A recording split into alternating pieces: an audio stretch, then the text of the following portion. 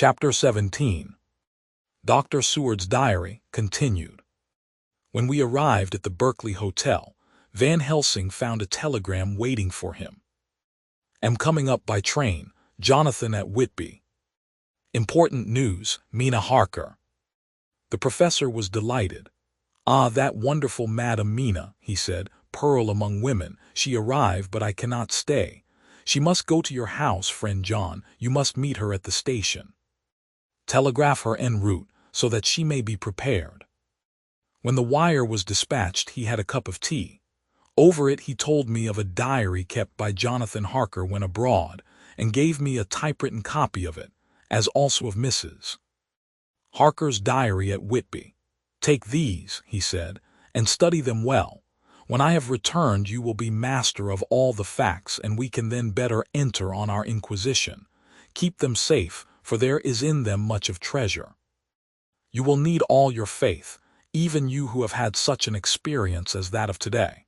What is here told, he laid his hand heavily and gravely on the packet of papers as he spoke, may be the beginning of the end to you and me and many another.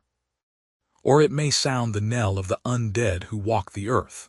Read all, I pray you, with the open mind, and if you can add in any way to the story here told, do so, for it is all important. You have kept diary of all these so strange things, is it not so? Yes. Then we shall go through all these together when we meet.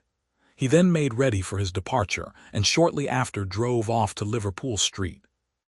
I took my way to Paddington, where I arrived about 15 minutes before the train came in. The crowd melted away, after the bustling fashion common to arrival platforms. And I was beginning to feel uneasy, lest I might miss my guest, when a sweet-faced, dainty-looking girl stepped up to me, and after a quick glance said, "Dr. Seward, is it not?" "And you are Mrs. Harker," I answered at once. Whereupon she held out her hand. "I knew you from the description of poor dear Lucy, but—" She stopped suddenly, and a quick blush overspread her face. The blush that rose to my own cheeks somehow set us both at ease, for it was a tacit answer to her own.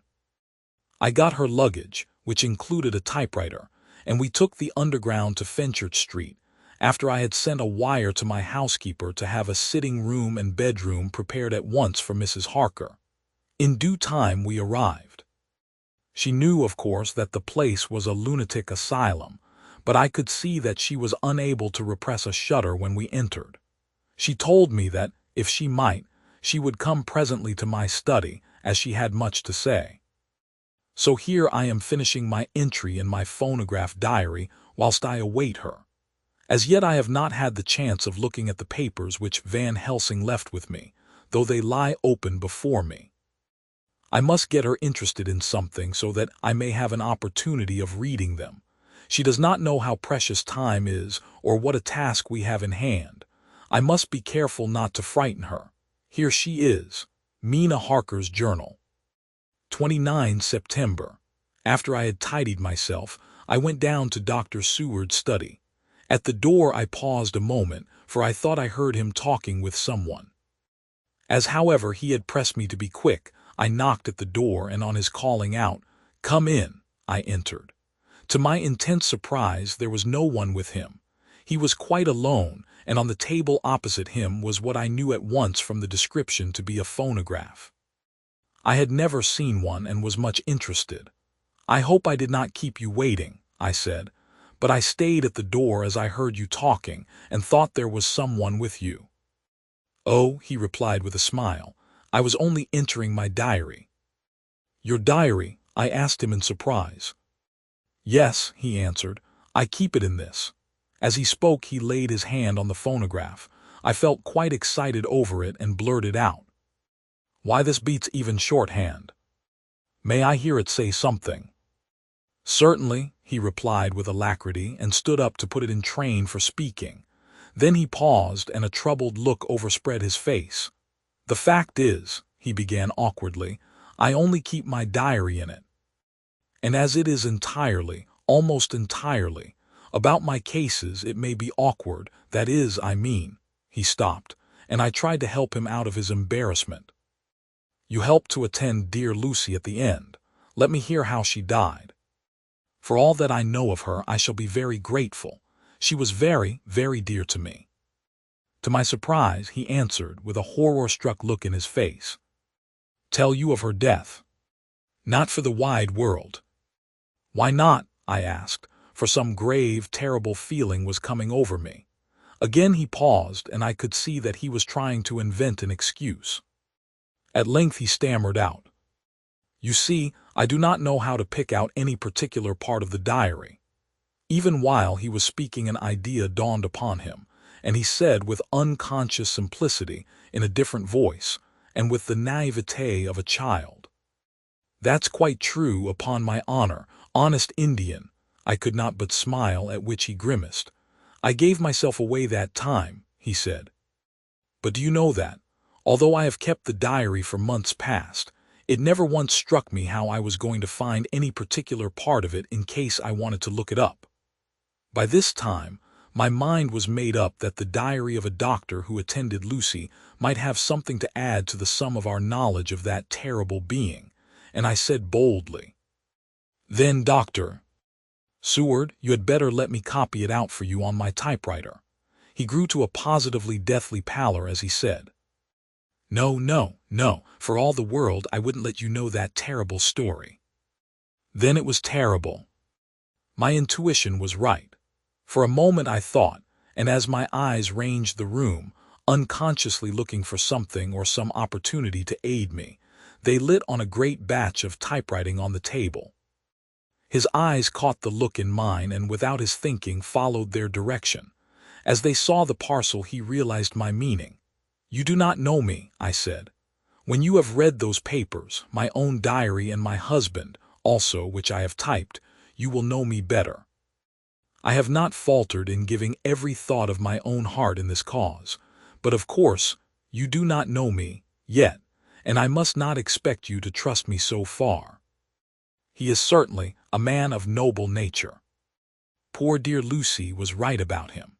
He stood up and opened a large drawer, in which were arranged in order a number of hollow cylinders of metal covered with dark wax, and said, "You are quite right. I did not trust you because I did not know you, but I know you now, and let me say that I should have known you long ago. I know that Lucy told you of me. She told me of you too. May I make the only atonement in my power? Take the cylinders and hear them. The first half-dozen of them are personal to me, and they will not horrify you. Then you will know me better. Dinner will by then be ready. In the meantime, I shall read over some of these documents, and shall be better able to understand certain things." He carried the phonograph himself up to my sitting room and adjusted it for me. Now I shall learn something pleasant, I am sure. For it will tell me the other side of a true love episode of which I know one side already. Dr. Seward's Diary, 29 September. I was so absorbed in that wonderful diary of Jonathan Harker and that other of his wife that I let the time run on without thinking. Mrs. Harker was not down when the maid came to announce dinner, so I said, "She is possibly tired. Let dinner wait an hour," and I went on with my work. I had just finished Mrs. Harker's diary when she came in. She looked sweetly pretty but very sad, and her eyes were flushed with crying. This somehow moved me much. Of late I have had cause for tears, God knows, but the relief of them was denied me. And now the sight of those sweet eyes, brightened with recent tears, went straight to my heart. So I said as gently as I could, "I greatly fear I have distressed you." "Oh no, not distressed me," she replied, "but I have been more touched than I can say by your grief." That is a wonderful machine, but it is cruelly true. It told me, in its very tones, the anguish of your heart. It was like a soul crying out to Almighty God. No one must hear them spoken ever again. See, I have tried to be useful. I have copied out the words on my typewriter, and none other need now hear your heart beat, as I did. No one need ever know, shall ever know, I said in a low voice. She laid her hand on mine, and said very gravely, "Ah, but they must." "Must, but why?" I asked. Because it is a part of the terrible story, a part of poor dear Lucy's death and all that led to it. Because in the struggle which we have before us to rid the earth of this terrible monster, we must have all the knowledge and all the help which we can get. I think that the cylinders which you gave me contained more than you intended me to know. But I can see that there are in your record many lights to this dark mystery. You will let me help, will you not? I know all up to a certain point, and I see already, though your diary only took me to 7 September, how poor Lucy was beset, and how her terrible doom was being wrought out. Jonathan and I have been working day and night since Professor Van Helsing saw us. He has gone to Whitby to get more information, and he will be here tomorrow to help us. We need have no secrets amongst us. Working together and with absolute trust, we can surely be stronger than if some of us were in the dark. She looked at me so appealingly, and at the same time manifested such courage and resolution in her bearing, that I gave in at once to her wishes. You shall, I said, do as you like in the matter. God forgive me if I do wrong. There are terrible things yet to learn of, but if you have so far traveled on the road to poor Lucy's death, you will not be content, I know, to remain in the dark. Nay, the end, the very end may give you a gleam of peace. Come, there is dinner. We must keep one another strong for what is before us. We have a cruel and dreadful task. When you have eaten you shall learn the rest, and I shall answer any questions you ask. If there be anything which you do not understand, though it was apparent to us who were present. Mina Harker's Journal. 29 September. After dinner, I came with Dr. Seward to his study. He brought back the phonograph from my room, and I took my typewriter. He placed me in a comfortable chair and arranged the phonograph so that I could touch it without getting up, and showed me how to stop it in case I should want to pause. Then he very thoughtfully took a chair with his back to me, so that I might be as free as possible, and began to read. I put the forked metal to my ears and listened. When the terrible story of Lucy's death and all that followed was done, I lay back in my chair powerless. Fortunately, I am not of a fainting disposition. When Dr. Seward saw me, he jumped up with a horrified exclamation, and hurriedly taking a case bottle from a cupboard, gave me some brandy, which in a few minutes somewhat restored me. My brain was all in a whirl, and only that there came through all the multitude of horrors the holy ray of light that my dear, dear Lucy was at last at peace. I do not think I could have borne it without making a scene. It is all so wild and mysterious and strange that if I had not known Jonathan's experience in Transylvania, I could not have believed. As it was, I didn't know what to believe, and so got out of my difficulty by attending to something else. I took the cover off my typewriter and said to Dr. Seward, "Let me write this all out now. We must be ready for Dr. Van Helsing when he comes. I have sent a telegram to Jonathan to come on here when he arrives in London from Whitby.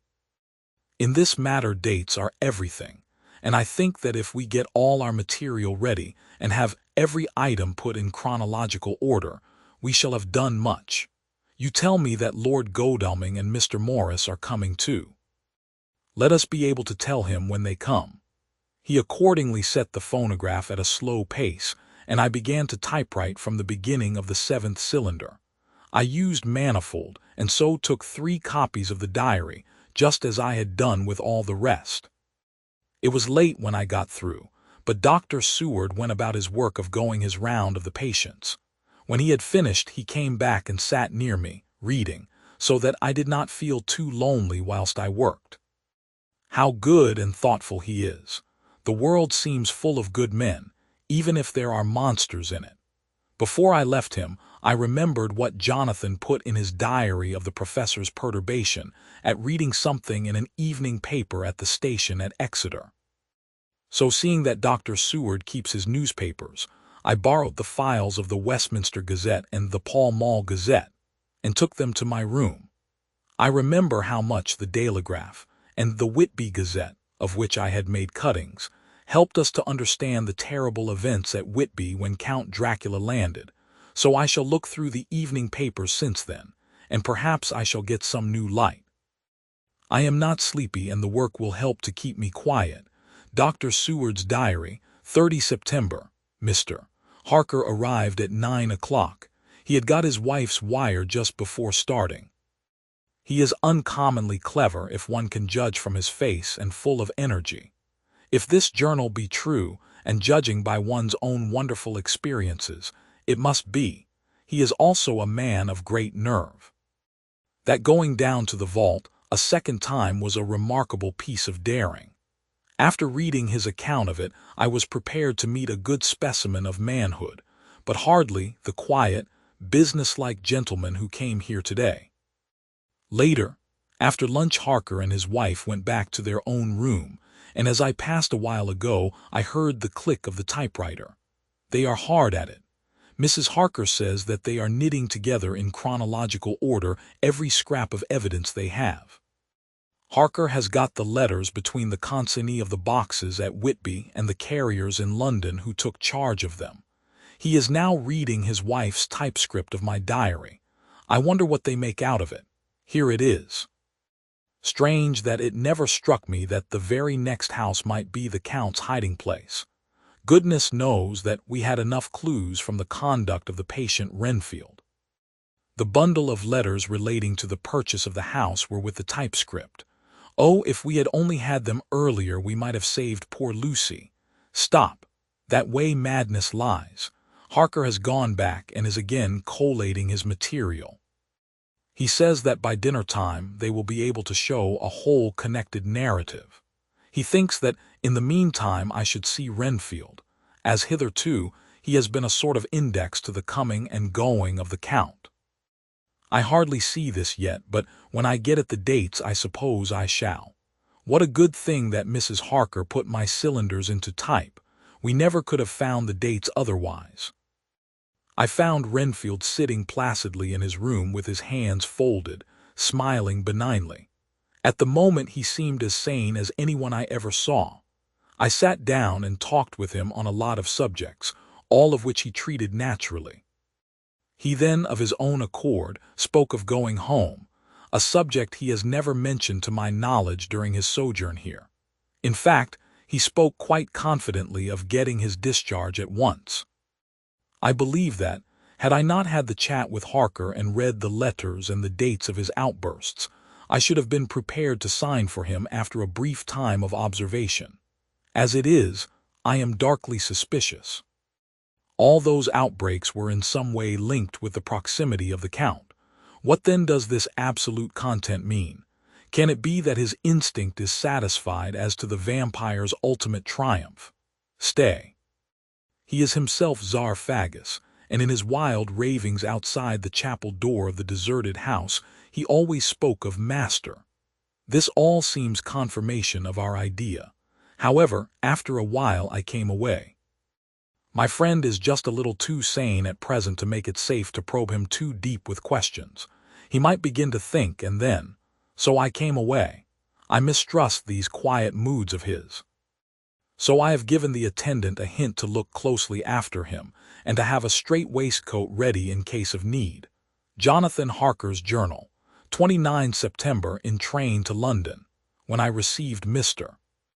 Billington's courteous message that he would give me any information in his power, I thought it best to go down to Whitby and make, on the spot, such inquiries as I wanted. It was now my object to trace that horrid cargo of the Count's to its place in London. Later, we may be able to deal with it.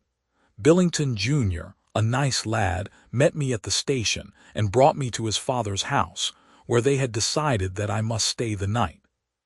They are hospitable with true Yorkshire hospitality, give a guest everything and leave him free to do as he likes. They all knew that I was busy and that my stay was short, and Mr. Billington had ready in his office all the papers concerning the consignment of boxes. It gave me almost a turn to see again one of the letters which I had seen on the Count's table before I knew of his diabolical plans. Everything had been carefully thought out, and done systematically and with precision. He seemed to have been prepared for every obstacle which might be placed by accident in the way of his intentions being carried out.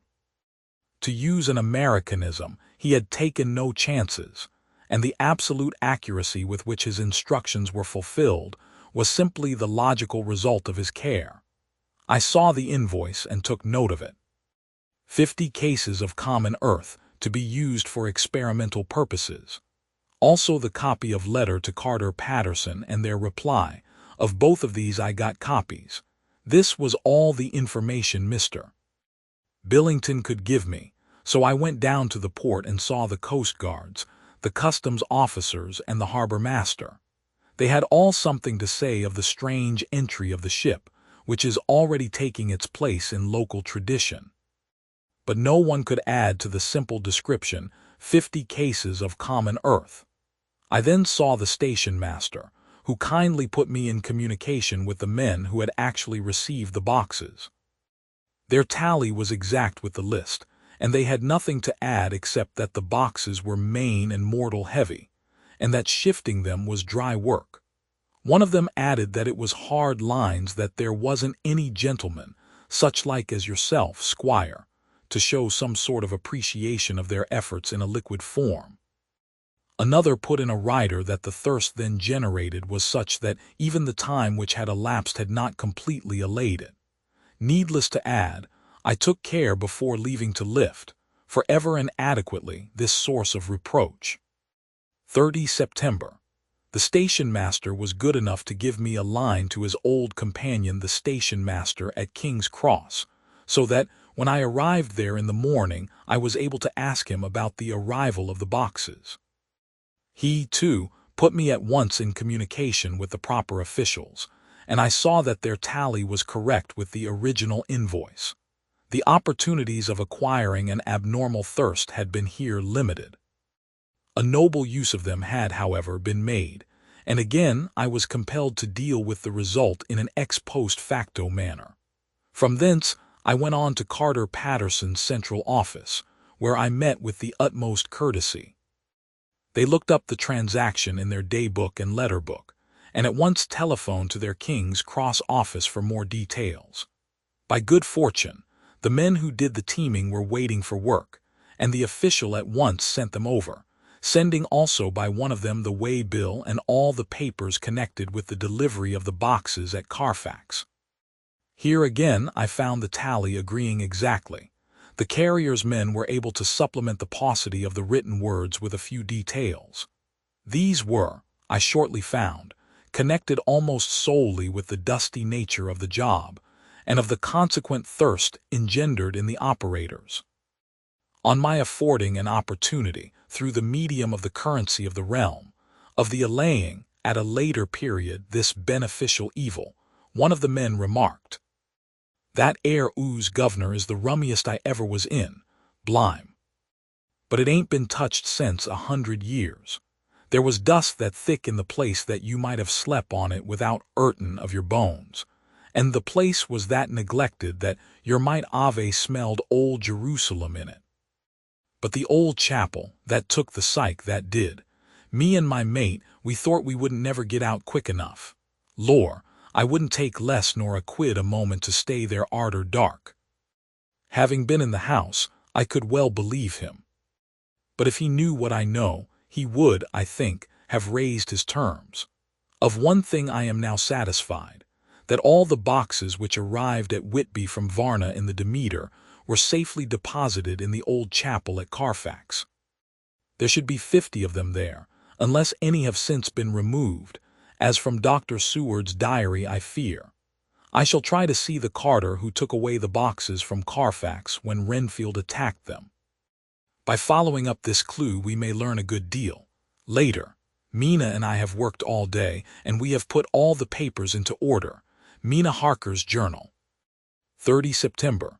I am so glad that I hardly know how to contain myself.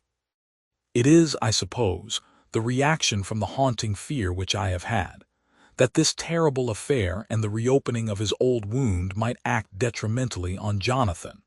I saw him leave for Whitby with as brave a face as I could, but I was sick with apprehension. The effort has, however, done him good. He was never so resolute, never so strong, never so full of volcanic energy as at present. It is just as that dear, good Professor Van Helsing said. He is true grit, and he improves under strain that would kill a weaker nature. He came back full of life and hope and determination. We have got everything in order for tonight. I feel myself quite wild with excitement. I suppose one ought to pity anything so hunted as is the Count. That is just it. This thing is not human, not even beast. To read Dr. Seward's account of poor Lucy's death and what followed is enough to dry up the springs of pity in one's heart. Later, Lord Godalming and Mr. Morris arrived earlier than we expected. Dr. Seward was out on business and had taken Jonathan with him, so I had to see them. It was to me a painful meeting, for it brought back all poor dear Lucy's hopes of only a few months ago. Of course they had heard Lucy speak of me, and it seemed that Dr. Van Helsing, too, has been quite blowing my trumpet, as Mr. Morris expressed it. Poor fellows, neither of them is aware that I know all about the proposals they made to Lucy. They did not quite know what to say or do, as they were ignorant of the amount of my knowledge, so they had to keep on neutral subjects. However, I thought the matter over, and came to the conclusion that the best thing I could do would be to post them in affairs right up to date. I knew from Dr. Seward's diary that they had been at Lucy's death, her real death, and that I need not fear to betray any secret before the time. So I told them as well as I could that I had read all the papers and diaries, and that my husband and I, having typewritten them, had just finished putting them in order. I gave them each a copy to read in the library. When Lord Godalming got his and turned it over, "It does make a pretty good pile," he said. "Did you write all this, Mrs. Harker?" I nodded, and he went on. "I don't quite see the drift of it, but you people are all so good and kind, and have been working so earnestly and so energetically, that all I can do is to accept your ideas blindfold and try to help you. I have had one lesson already in accepting facts that should make a man humble to the last hour of his life. Besides, I know you loved my poor Lucy." Here he turned away and covered his face with his hands. I could hear the tears in his voice. Mr. Morris, with instinctive delicacy, just laid a hand for a moment on his shoulder, and then walked quietly out of the room. I suppose there is something in woman's nature that makes a man free to break down before her, and express his feelings on the tender or emotional side without feeling it derogatory to his manhood. For when Lord Godalming found himself alone with me, he sat down on the sofa and gave way utterly and openly. I sat down beside him and took his hand. I hope he didn't think it forward of me, and that if he ever thinks of it afterwards he never will have such a thought. There I wrong him. I know he never will. He is too true a gentleman. I said to him, for I could see that his heart was breaking, "I loved dear Lucy, and I know what she was to you and what you were to her. She and I were like sisters. And now she is gone, will you not let me be like a sister to you in your trouble? I know what sorrows you have had, though I cannot measure the depth of them. If sympathy and pity can help in your affliction, won't you let me be of some little service, for Lucy's sake?" In an instant the poor dear fellow was overwhelmed with grief. It seemed to me that all that he had of late been suffering in silence found a vent at once. He grew quite hysterical, and raising his open hands, beat his palms together in a perfect agony of grief. He stood up and then sat down again, and the tears rained down his cheeks. I felt an infinite pity for him, and opened my arms unthinkingly. With a sob, he laid his head on my shoulder and cried like a wearied child, whilst he shook with emotion. We women have something of the mother in us that makes us rise above smaller matters when the mother spirit is invoked. I felt this big sorrowing man's head resting on me, as though it were that of the baby that some day may lie on my bosom, and I stroked his hair as though he were my own child. I never thought at the time how strange it all was. After a little bit his sobs ceased, and he raised himself with an apology, though he made no disguise of his emotion. He told me that for days and nights past, weary days and sleepless nights, he had been unable to speak with anyone, as a man must speak in his time of sorrow. There was no woman whose sympathy could be given to him, or with whom, owing to the terrible circumstance with which his sorrow was surrounded, he could speak freely. "I know now how I suffered," he said as he dried his eyes, "but I do not know even yet, and none other can ever know, how much your sweet sympathy has been to me today. I shall know better in time. And believe me that, though I am not ungrateful now, my gratitude will grow with my understanding. You will let me be like a brother, will you not, for all our lives, for dear Lucy's sake?" "For dear Lucy's sake," I said as we clasped hands. "Aye, and for your own sake," he added, "for if a man's esteem and gratitude are ever worth the winning, you have won mine today. If ever the future should bring to you a time when you need a man's help, believe me, you will not call in vain. God grant that no such time may ever come to you to break the sunshine of your life, but if it should ever come, promise me that you will let me know." He was so earnest, and his sorrow was so fresh, that I felt it would comfort him, so I said, "I promise." As I came along the corridor, I saw Mr. Morris looking out of a window. He turned as he heard my footsteps. "How is Art?" he said. Then, noticing my red eyes, he went on, "Ah, I see you have been comforting him. Poor old fellow, he needs it. No one but a woman can help a man when he is in trouble of the heart, and he had no one to comfort him. He bore his own trouble so bravely that my heart bled for him." I saw the manuscript in his hand, and I knew that when he read it he would realize how much I knew, so I said to him, "I wish I could comfort all who suffer from the heart. Will you let me be your friend, and will you come to me for comfort if you need it? You will know later on why I speak." He saw that I was in earnest, and stooping, took my hand, and raising it to his lips, kissed it. It seemed but poor comfort to so brave and unselfish a soul, and impulsively I bent over and kissed him. The tears rose in his eyes, and there was a momentary choking in his throat. He said quite calmly, "Little girl, you will never regret that true-hearted kindness so long as ever you live." Then he went into the study to his friend. "Little girl," the very words he had used to Lucy, and oh, but he proved himself a friend.